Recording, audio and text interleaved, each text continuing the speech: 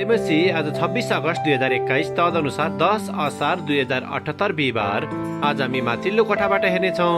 आजको शीर्षक छ सहायता मात्र गर्न खोजेको। आज हामी परमेश्वरको वचन रोमी 8को 28 देखि 39 सम्म पाठ गर्नेछौँ।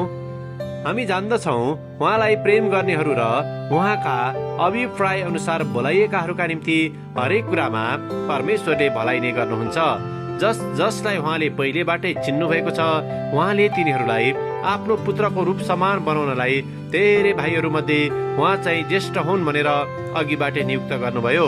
जसलाई उहाँले अघिबाटै नियुक्त गर्नुभयो तिनीहरूलाई उहाँले बोलाउनु पनि भयो र जसलाई उहाँले बोलाउनु भयो तिनीहरूलाई उहाँले धर्मी पनि ठहराउनु भयो र जसलाई धर्मी ठहराउनु भयो तिनीहरूलाई उहाँले महिमित पनि पार्नुभयो।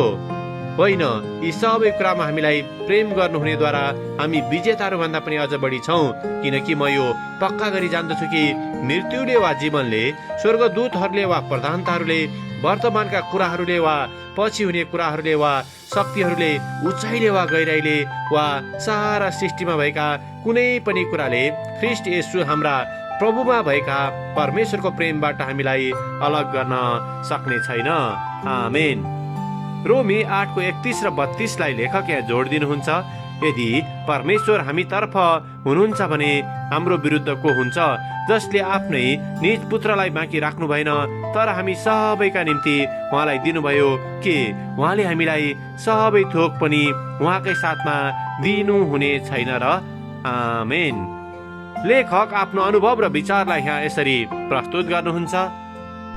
नेब्रास्कामा रहेको मेरी दिदीको घरमा बस्दै गर्दाको घटना हो।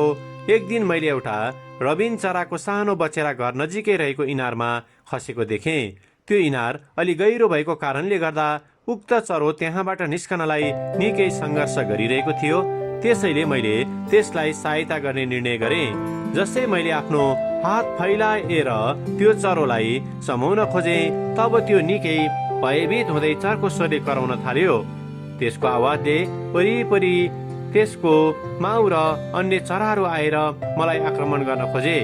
यद्यपि अन्त्यमा उक्त चरोलाई बचाइसकेपछि त्यसले मेरो सहयोगको भावनालाई हानि गर्न खोजेको जस्तै लिएको रहेछ भनी मैले थाहा गर्न सकेँ। सायद यदि मैले त्यसलाई सहयोग गर्न खोजिरहेको थिएँ भनेर त्यसले थाहा गरेको भए त्यसले त्यसरी प्रतिकार गर्दै होहल्ला गर्ने थिएन होला। जीवनमा कहिलेकाहीँ हामी पनि उक्त बचेरा जस्तै हुँदछौँ। आफूले गरेका गल्तीहरूका कारणले समस्यामा पर्दा हामी परमेश्वरको मुक्ति दिने सामर्थ्यलाई थाहा गर्न सक्दैनौँ। तसर्थ परमेश्वर हाम्रो साथमा हुनुहुँदछ न कि हाम्रो विरुद्धमा हुनुहुँदछ भन्ने विषयमा हामीले आफ्नो विश्वासद्वारा थाहा गर्न सकौँ। परमेश्वरले हामीले कल्पना गरेको भन्दा बढी वास्ता गर्नुहुँदछ। त्यसैले जब हामी उहाँसँग सहयोगको निम्ति पुकारा गर्दछौँ तब उहाँले हामीलाई हाम्रो गहिरो भय र दुःखबाट निकाल्नु हुँदछ। आमेन। आजको विचार, परमेश्वर मेरो साथमा हुनुहुँदछ, मेरो विरुद्धमा होइन। प्रार्थना।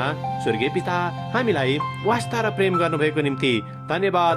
तपाईँको सहायतामा हामीले प्रतिरोध गरेका छौँ भने हामीलाई क्षमा गर्नुहोस्। येशूको नाममा हामी प्रार्थना गर्दछौँ। आमेन। आजको लेखक चालिक, मिजोरी, अमेरिका। आजको प्रार्थनाको विषय परमेश्वरको सृष्टि गर्नुभएका प्राणीहरूको निम्ति।